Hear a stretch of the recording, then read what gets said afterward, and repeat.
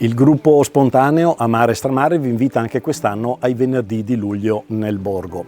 Il primo venerdì è il 4 luglio alle 20:30, vi aspettiamo quindi nella piazzetta antistante la chiesa per il primo appuntamento.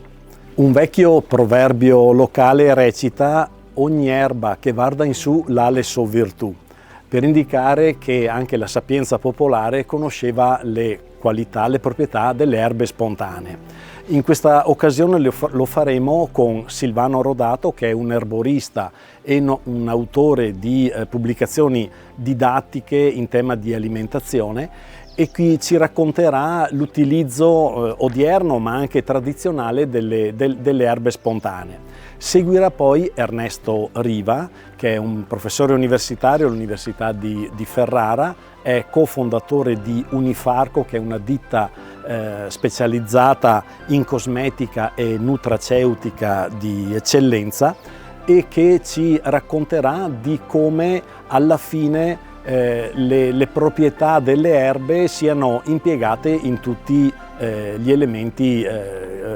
medicali. Quindi vi aspettiamo, ricordandovi, se potete, di percorrere, di raggiungere il borgo percorrendo il Trono delle Acque, una passeggiata piacevole di 30 minuti lungo il torrente che permetterà di fare una passeggiata e di evitare un arrivo di troppe auto. Quindi vi aspettiamo il 4 luglio alle ore 20:30 al primo venerdì nel borgo di Stramare. In caso di maltempo l'appuntamento sarà rinviato al prossimo anno.